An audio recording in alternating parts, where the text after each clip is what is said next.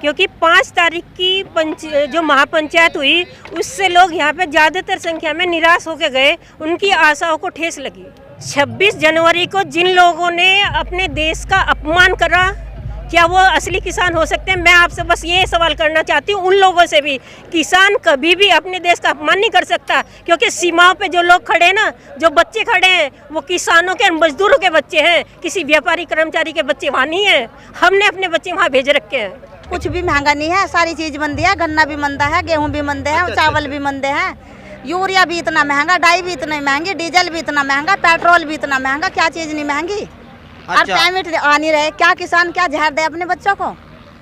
Payment नहीं आ रहा, कहाँ से फीस देगा, कहाँ से बच्चों की पढ़ाई में देगा, कहाँ से बच्चों को खिलाएगा, पढ़ाएगा, क्या करेगा जब पेमेंट नहीं आ रहा? तो चिलचिलाती धूप, और इस धूप में जीआईसी मैदान में हजारों की संख्या में किसान पहुंचे। 26 सितंबर का दिनांक, और इस दिनांक को एक 5 सितंबर के बाद महापंचायत आयोजित की गई, लेकिन इसे हम महापंचायत ना कहकर एक आवाज़ कहेंगे, क्योंकि महापंचायत का नाम बहुत बड़ा होता है। एक ऐसी आवाज़ जिसके बारे में संशय था कि कहीं यह आवाज़ सरकार की आवाज़ तो नहीं है जो किसानों के माध्यम से निकल रही है। कि नरेश टिकैत का आरोप था, जब हमारे संवाददाता तनवीर मलिक उनसे बात कर रहे थे, उन्होंने सीधे तौर पे कहा कि ये पंचायत आयोजित कराई जा रही है संजीव बालियान जो केंद्रीय राज्य मंत्री हैं और विधायक उमेश मलिक और अन्य भाजपा नेताओं के द्वारा। इस तरह के आरोप प्रत्यारोप के बाद एक पंचायत जो कि यहाँ पर आप देख सकते हैं समाप्त हो चुकी है, लेकिन अभी भी कुछ महिलाएं यहाँ पर डटी हुई हैं, बैठी हैं, आपस में चर्चाएं कर रही हैं। इनसे बात करेंगे, जानेंगे कि आज महिलाओं का किस तरह का योगदान रहा, क्या सोचती हैं महिलाएं इस पंचायत के बारे में। जी आप खड़े हो जाएं। क्या नाम है आपका? मेरा नाम पूनम है। पूनम जी कहाँ से आई हैं आप? मैं जिला शामली से आई हूँ। जी शामली से आप आए हैं, शामली में किस तरह का मैसेज इस पंचायत को लेकर था? इधर आ जाएं आप। इस पंचायत को लेकर शामली के लोगों में बहुत उत्साह था, क्योंकि 5 तारीख की जो महापंचायत हुई उससे लोग यहाँ पे ज़्यादातर संख्या में निराश होकर गए, उनकी आशाओं को ठेस लगी। क्यों लगी? क्योंकि यहाँ पे किसी भी तरह का कोई किसान मुद्दा नहीं उठाया गया। अच्छा एक बात बताएं, आप किसने बताई आपको बात ये कि उस पंचायत में किसानों की बात नहीं हुई?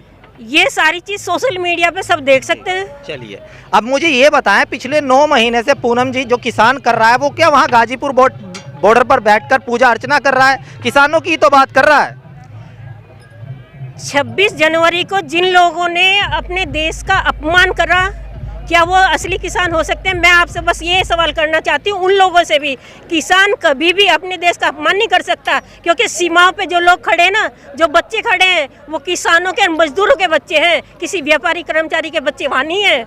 हमने अपने बच्चे वहाँ भेज रखे हैं। एक बात बताएं, मोदी जी जब लगभग 600 किसान शहीद हो जाता है तो 2 मिनट का मौन तो नहीं रखवा सकते, वो किसानों की बेइज्जती नहीं है। लेकिन अगर थोड़ा विरोध प्रदर्शन हुआ जिसे हम गलत ठहराते हैं और लगातार इंडिया प्लस न्यूज़ ने गलत ठहराया, उस पर आपने सवाल खड़ा कर दिया। क्यों नहीं 2 मिनट का मौन रखा मोदी जी ने? पूनम जी मैं यही बात कहूँगी, मोदी जी ने बहुत हद तक सुधार किया है, लेकिन कुछ लोग हैं जो राजनीति के वश इन्हें गलत ठहरा रहे हैं। जो तो आज जो मंच से किया गया वो मोदी जी को गलत ही तो ठहरा रहे थे। वो कुछ हद तक धन्यवाद भी दिया गया, ये बात आपने भी नोटिस करी होगी कि धन्यवाद दिया गया मोदी जी को भी, योगी जी को भी। इसमें समस्या और समाधान दोनों दिए गए हैं, खाली समस्या नहीं दी गई, खाली समाधान नहीं दिया गया, दोनों चीज़ वहाँ पे दी गई है।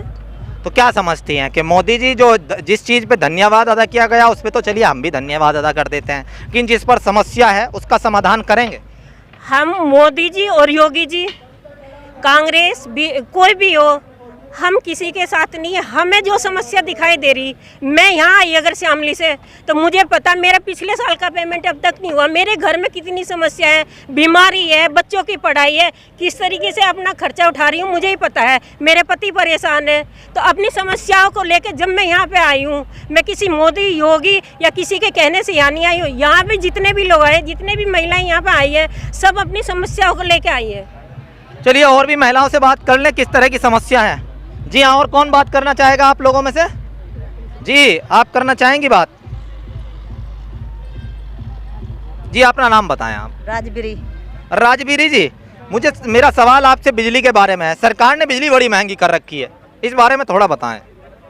बिजली तो इतनी महंगी कर रखी जी सरकार ने, और किसान की सब चीज मंदी कर रखी, कहाँ से देगा बिल सरकार, बताओ। पेस्टिसाइड महंगा है राजबीरी जी, आपके घर में अगर खेती किसानी होती हो? खेती किसानी तो होती है, कुछ भी महंगा नहीं है, सारी चीज मंदी है, गन्ना भी मंदा है, गेहूं भी मंदे हैं, चावल भी मंदे हैं, और इतना महंगा बिजली का बिल आ रहा, कहाँ से देगा किसान, किसान का पेमेंट नहीं आ रहा। यानी कि जो चीजें पेस्टिसाइड महंगा है लेकिन गन्ना सस्ता ले रही है सरकार, यही तो कहना चाहती है ना? हाँ जी, यूरिया भी इतना महंगा, डाई भी इतनी महंगी, डीजल भी इतना महंगा, पेट्रोल भी इतना महंगा, क्या चीज नहीं महंगी। और पेमेंट आ नहीं रहे, क्या किसान क्या जहर दे अपने बच्चों को, पेमेंट नहीं आ रहा, कहाँ से फीस देगा, कहाँ से बच्चों की पढ़ाई में देगा, कहाँ से बच्चों को खिलाएगा पढ़ाएगा, क्या करेगा जब पेमेंट नहीं आ रहा। तो राकेश टिकैत ने कहा था कि वोट की चोट देंगे अगर सरकार ना मानी, आप भी देंगी वोट की चोट? वोट की चोट नहीं देने के जी, वो तो जनता वोट मोदी जी को ही? नहीं, जनता के हाथ। अच्छा, वोट बताएं किसे देंगी आप? मैं क्यों बताऊं, मैं किसे दूंगी, जो मुझे अच्छा लगेगा, जो मुझे अच्छा लगेगा उसे दूंगी।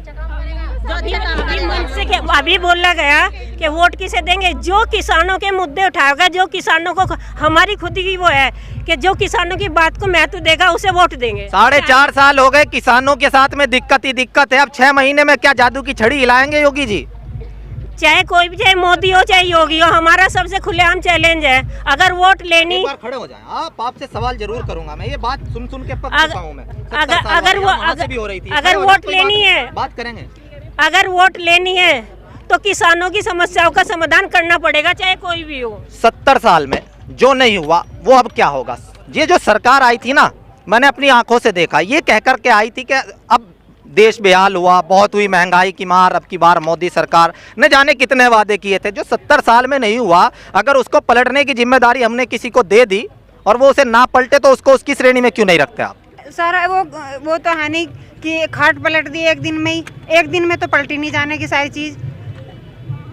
हर चीज़ एक चैनल वाइज होती है, बस हमारा ये वो है कि अब सबसे बाद में किसानों को ही क्यों रखा जा रहा है, हमारा भी कोई अधिकार है, हमें नज़रअंदाज ना किया जाए, जो हमारी मांगे हैं उन्हें मांगी जाए जल्दी से जल्दी, और जो किसानों की समस्या है धान की और गन्ने की फसल को, उसको राष्ट्रीय फसल घोषित किया जाए। अच्छा, मेरा सवाल है आपसे, अंतिम सवाल है, उसके बाद समाप्त कर रहा हूँ।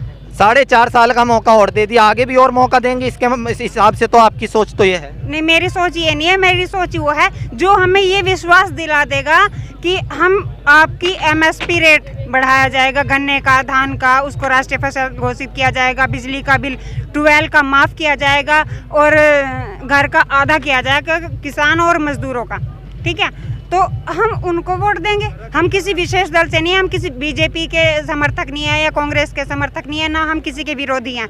हमारा किसी राजनीतिक पार्टी से कोई संबंध नहीं है। हम अपनी परेशानियों से, किसान इतना परेशान रहता है, अपनी घर की समस्याओं से, अपनी खेती में इतना उलझा हुआ रहता है, उसे राजनीति करने का मौका ही नहीं मिलता, तो हम किसी पार्टी से जुड़े हुए होंगे कहाँ से?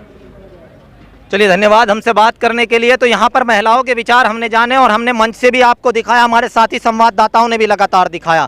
इसी मेहनत को आपको हमारी सार्थक करना है दोस्तों, हमारी वीडियोस को लगातार इसी तरीके से आगे बढ़ाते रहें और इंडिया प्लस न्यूज़ को ऐसे ही प्रेम देते रहें। यहाँ से जो संक्षेप मैं आपको बता दूँ, जो निष्कर्ष निकल के आया है, वो चंद्रमोहन, जो हिंद मजदूर किसान समिति के एक प्रेरणा स्रोत कहे जाते हैं, वो एक और बचाव कर रहे थे, एक और विरोध कर रहे थे, अभी पूरी तरीके से स्टैंड नहीं ले पा रहे हैं। शायद आगे क्या होता है, जब 9 महीने से सरकार उन किसानों की नहीं मान रही है, जो दिल्ली में ट्रैक्टर भी दौड़ा रहे हैं, हर तरीके से विरोध प्रदर्शन का हरत-कंडा अपना चुके हैं, तो ये क्या जादू की छड़ी हिलाएंगे आगे?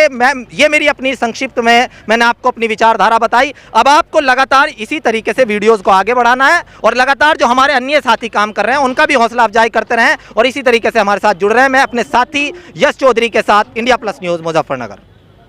इंडिया प्लस न्यूज़, सिर्फ वही जो सही।